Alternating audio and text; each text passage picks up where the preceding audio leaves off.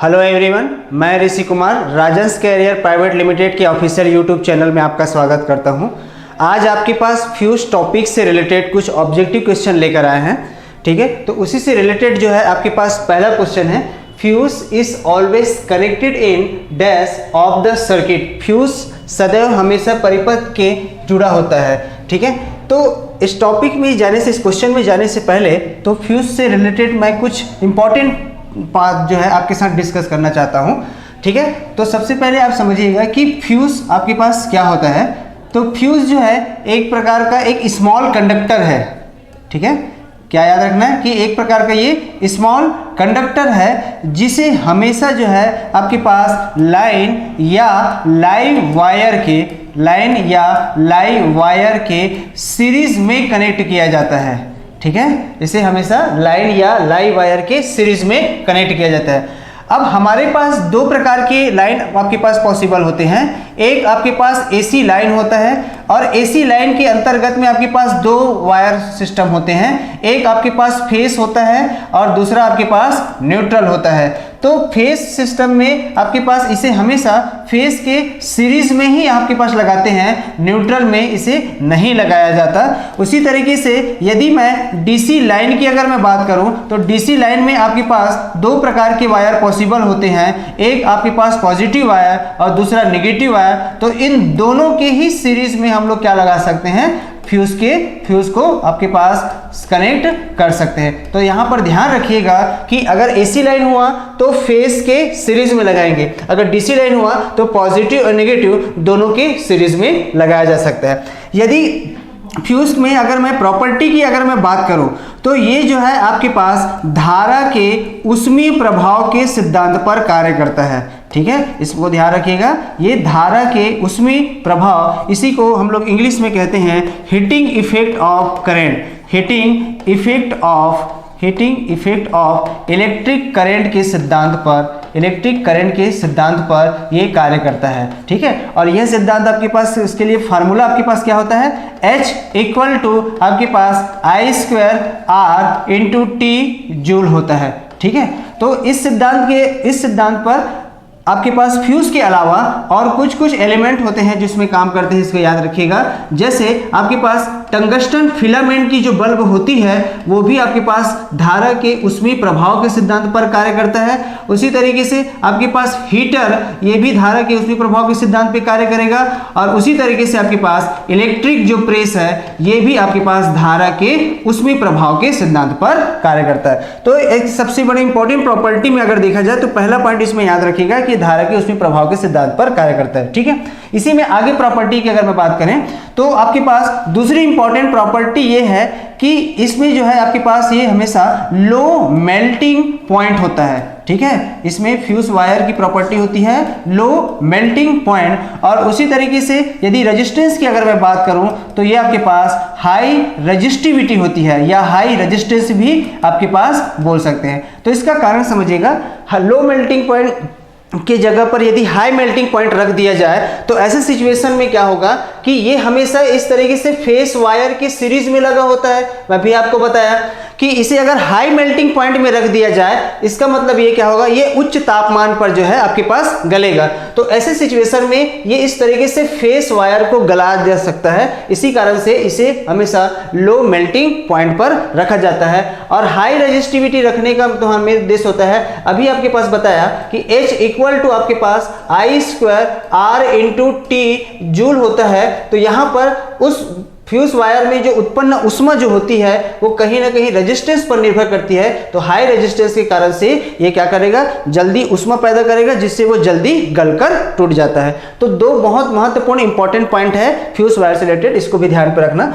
ठीक है, इसके बाद इसमें अगर इसके मटेरियल की अगर बात करें कि कौन कौन से मटेरियल का इसमें इस्तेमाल किया जाता है, तो मटेरियल में आपके पास जो है कॉपर मटेरियल का यूज कर सकते हैं, जिंक का यूज कर सकते हैं, टीन का यूज कर सकते हैं, लेड का इस्तेमाल कर सकते हैं और सिल्वर मटेरियल का इस्तेमाल कर सकते हैं। तो इन सभी चीजों को जो हम लोग फ्यूज वायर के रूप में इस्तेमाल कर सकते हैं। और इसमें भी आपके पास ध्यान पे रखना, जो सिल्वर होता है, सिल्वर ये एक प्रकार का आदर्श फ्यूज मटेरियल है।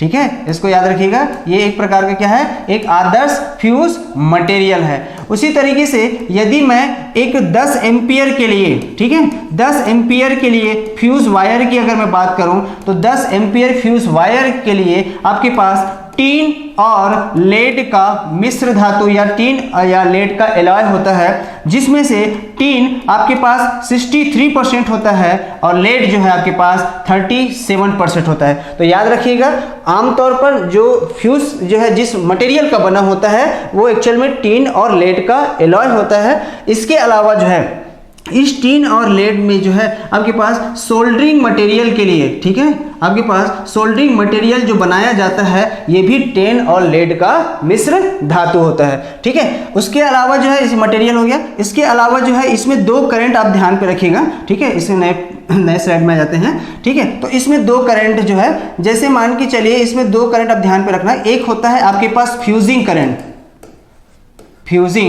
करंट और दूसरा होता है आपके पास करेंट रेटिंग ऑफ फ्यूज, ठीक है। अब दोनों करंट के बारे में समझने का प्रयास कीजिएगा, ठीक। तो करंट की वह वैल्यू जिसमें फ्यूज वायर गलकर टूट जाता है, ठीक है, उसको जो है फ्यूज की फ्यूजिंग करंट कहते हैं, ठीक है। तो इस करंट में क्या होता है कि गलकर या मेल्ट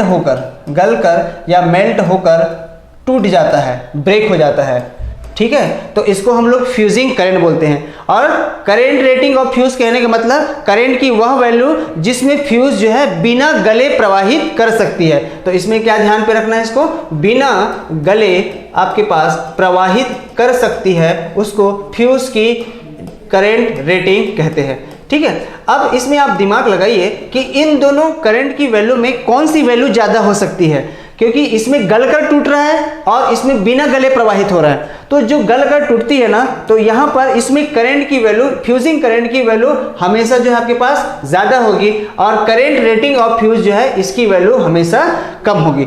और इन्हीं दोनों का आपके पास अनुपात कहलाता है फ्यूजिंग फैक्टर, जो बहुत इंपॉर्टेंट है, जो कई बार आपके पास एग्जाम में पूछा गया है। फ्यूजिंग फैक्टर क्या होता है? तो फ्यूजिंग फैक्टर के सेंस में आप याद रखिएगा कि फ्यूजिंग फैक्टर जो होता है इसका फार्मूला होगा minimum fusing current divided by current rating of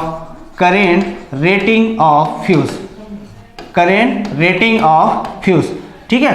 अब मैं इसमें आपको बोला हूं कि फ्यूजिंग करंट की वैल्यू ज्यादा होती है और आपके पास करंट रेटिंग ऑफ फ्यूज की वैल्यू कम होती है। तो यदि इन दोनों को आप देखोगे तो इसकी वैल्यू ज़्यादा है, इसकी वैल्यू कम है, तो ऐसे सिचुएशन में फ्यूजिंग फैक्टर की जो वैल्यू होगी ये हमेशा 1 से ज़्यादा होगी, ठीक है। ये फ्यूज से रिलेटेड आपके पास यूनिवर्सल ट्रूथ है। फ्यूजिंग फैक्टर की वैल्यू हमेशा 1 से ज़्यादा मिलेगी। और इस केस में आप ये याद रखिएगा कि यहाँ पर मिनिमम फ्यूजिंग करंट और करंट रेटिंग ऑफ फ्यूज इन दोनों का ही अनुपात है। कई बार क्या है एग्जाम में ऐसा रहता है कि maximum fusing current divided by current rating of fuse, ठीक है, तो वो आपके पास गलत हो जाएगा। तो यहाँ पर याद ध्यान रखना minimum fusing current divided bye आपके पास करंट रेटिंग ऑफ फ्यूज, ठीक है। उसी तरीके से आपके पास फ्यूज की जो करंट रेटिंग होती है ना वो 2 चीज़ों पर डिपेंड करती है, ठीक है। तो आपके पास नेक्स्ट जो आपके पास है इसमें, तो इस केस में आपको ये ध्यान पे रखना है कि जो इसका जो करंट होता है आई की जो वैल्यू होती है ये उस फ्यूज वायर के डायमीटर का 3⁻² होता है। मतलब उसके डायमीटर का, ये उसका डायमीटर है, ये व्यास या इसी को हम लोग बोल सकते हैं डायमीटर बोल सकते हैं, ठीक है। और ये है फ्यूज की करंट रेटिंग। तो याद रखिएगा जो फ्यूज की करंट रेटिंग होती है ये उसके डायमीटर का कितना होता है 1.5 टाइम्स होता है। एक हो गया। और दूसरा इंपॉर्टेंट चीज याद रखिएगा कि आपके पास करंट रेटिंग और उसमें उसका जो टाइम है इन दोनों के बीच में इन्वर्सली प्रोपोर्शनल होता है। तो इसको हम लोग बोलते हैं इन्वर्स टाइम करंट कैरेक्टरिस्टिक्स कहा जाता है। इसका मतलब ये है कि अगर करंट और टाइम के बीच में ग्राफ खींचा जाए, ये आपके पास टाइम है, ये आपके पास करंट है, तो इन दोनों के बीच में ग्राफ खींचा जाए तो ग्राफ आपका कुछ इस तरीके से प्राप्त होगा। इसका मतलब ये है कि करंट की वैल्यू जो है जितना ज़्यादा अमाउंट में आपके पास बढ़ेगी उतना तेजी से आपके पास जो है फ्यूज वायर गलकर टूटता है। ठीक है। तो इस तरीके से आप ध्यान रखिएगा, अगर डायमीटर के रिस्पेक्ट में अगर पूछा जाए तो 1.5 का पावर होगा, अगर टाइम के रिस्पेक्ट में पूछा जाए तो इनवर्स, इसी को बोलते हैं इनवर्स टाइम करंट कैरेक्टरिस्टिक्स, ठीक है। अब इसके बाद जो है टाइप्स ऑफ फ्यूज के में आते हैं। तो टाइप्स ऑफ फ्यूज जो है आपके पास मेनली दो टाइप्स में आपके पास देखा जाता है, ठीक है। टाइप्स ऑफ फ्यूज जो है आपके पास मेनली दो टाइप्स में देखा जाता है। एक होता है दोस्त आपके पास लो वोल्टेज फ्यूज, ठीक है। लो वोल्टेज फ्यूज कहने का मतलब ऐसा फ्यूज जो आमतौर पर हम लोग घरों में 230 वोल्ट या 3 फेज के लिए 400 वोल्ट के लिए हम लोग इस्तेमाल करते हैं। इसके अंतर्गत में आपके पास दो प्रकार की फ्यूज आते हैं। एक होता है आपके पास रीवायरेबल फ्यूज, ठीक है, रीवायरेबल फ्यूज, और इसी फ्यूज को हम लोग किट कैट फ्यूज के नाम से भी जानते हैं, ठीक है। तो आप लोगों ने देखा होगा कि इस तरीके से आपके घर की जो मेन स्विच बोर्ड होते हैं, तो मेन स्विच बोर्ड में इस तरीके से संरचना की आपके पास फ्यूज आपको दिखाई देता है, ठीक है। और इसमें इस तरीके से आपके पास पिन बने होते हैं, और इसी पिन में जो है इस तरीके से ये वायर इस तरीके से लगा होता है, यही है आपके पास फ्यूज। समझ में है, ठीक है। तो ये आमतौर पर पोर्सिलिन मटेरियल का बना होता है, इसको हम लोग जो है बेस बोल देते हैं, और इसको हम लोग जो है कैरियर कह देते हैं, ठीक है। तो मेन सर्किट बोर्ड में जो है आपके पास इस प्रकार का फ्यूज देखने को मिलता है, आज भी प्रचलन में है। इसी के स्थान पर आजकल जो है एमसीबी का इस्तेमाल किया जा रहा है, मिनिएचर सर्किट ब्रेकर का इस्तेमाल किया जा रहा है। तो ये आपका रीवायरेबल फ्यूज हो गया। और आपके पास दूसरा होता है आपके पास HRC फ्यूज, HRC फ्यूज।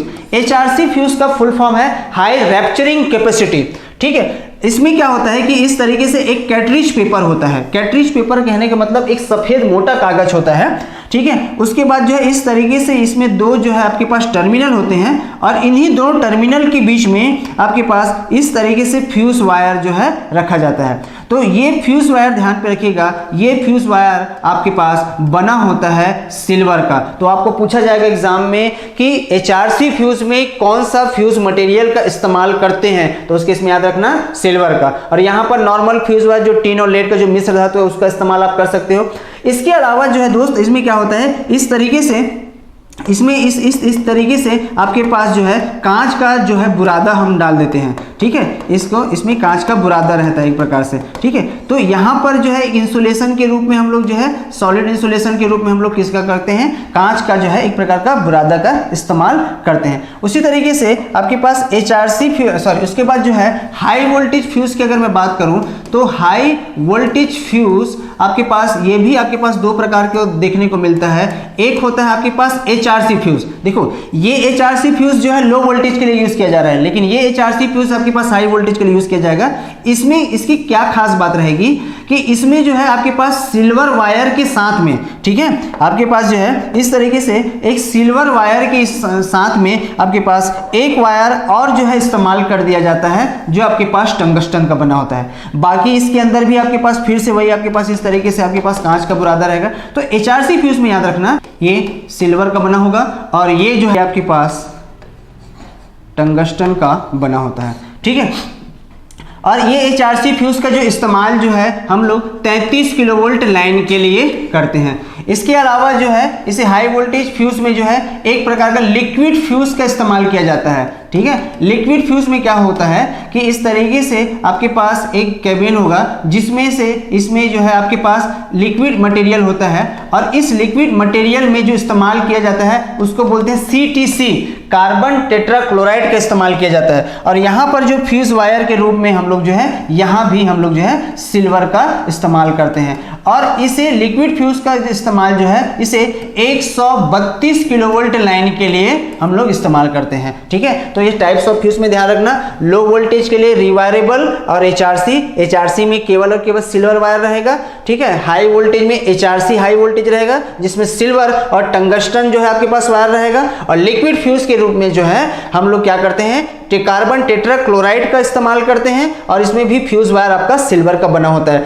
तो याद ध्यान रखना ये CTC जो है एक प्रकार का जो है लिक्विड आर्क क्वेंचिंग मीडियम है, और यहाँ पर HRC फ्यूज में जो इस्तेमाल किया है एक प्रकार सॉलिड है, ठीक है। इसको मैं बोल सकता हूँ एक प्रकार का जो है सॉलिड क्वेंचिंग मीडियम, और यहाँ पर जो है ये आपके पास क्या है, लिक्विड है, ठीक है।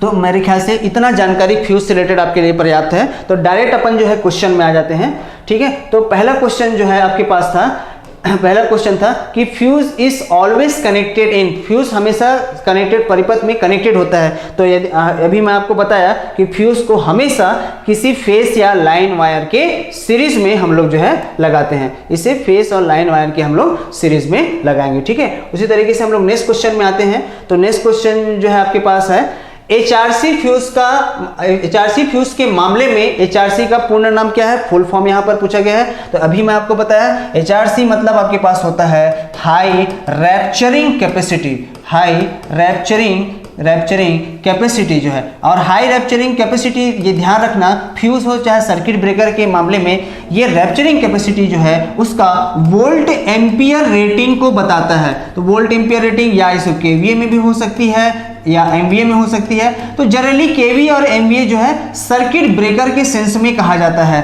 ठीक है। तो रैप्चरिंग कैपेसिटी कहने का मतलब वोल्ट एम्पियर रेटिंग से रेटेड है। तो यहाँ पर ऑप्शन में आप देख रहे हैं, तो यहाँ पर सेकेंड ऑप्शन जो है आपके पास हाई रैप्चरिंग कैपेसिटी फ्यूज, इसका नेक्स्ट जो है आपके पास ऑप्शन रहेगा, ठीक है। उसके बाद है fusing factor of the fuse is always, मैं आपको बताया था फ्यूजिंग फैक्टर की जो वैल्यू होती है वो दो करंट का अनुपात होता है, जिसमें minimum fusing current divided by current rating of fuse होता है, करंट रेटिंग ऑफ फ्यूज होता है। और इन दोनों का ही अनुपात फ्यूजिंग फैक्टर कहलाता है। और फ्यूजिंग फैक्टर की वैल्यू हमेशा और हमेशा 1 से ज़्यादा होती है। तो ऑप्शन के हिसाब से अगर चलेंगे तो पहला ऑप्शन जो है आपके पास राइट आंसर होगा इसका, ठीक है। नेक्स्ट क्वेश्चन में आते हैं। Most of the fuse operate due to, ठीक है। तो फ्यूज जो है कौन से सिद्धांत पर कार्य करता है ऐसे बोला गया है। तो अब मैं आपको बताया कि ये धारा के ऊष्मीय प्रभाव के सिद्धांत पर कार्य करता है, heating effect of electric current. तो इसका आपके पास ऑप्शन हो जाएगा ए। इसके अलावा ऑप्शन के अनुसार अगर देखा जाए तो मैग्नेटिक इफेक्ट ऑफ करंट जो है एक प्रकार का विद्युत चुंबक बनाने के लिए इस्तेमाल करते हैं दोस्त, याद रखना,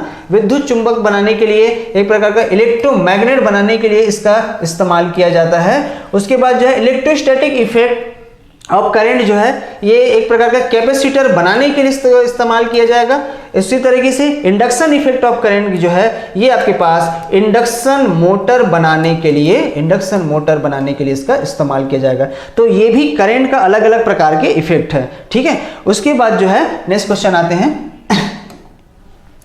fuse is always made of alloy and metal having, मतलब इसमें ये बोला गया है कि जो फ्यूज मटेरियल की जो प्रॉपर्टी है वो किस प्रकार की होनी चाहिए। High resistance and high melting point, high resistance and low melting point, low resistance and low melting point and low resistance and high melting point. इसमें मैं आपको बताया था कि बहुत इंपॉर्टेंट प्रॉपर्टी है फ्यूज की, तो ये हमेशा लो मेल्टिंग पॉइंट मतलब निम्न गलनांक, और आपके पास हाई रेजिस्टिविटी या हाई रेजिस्टेंस जो है आपके पास होना चाहिए।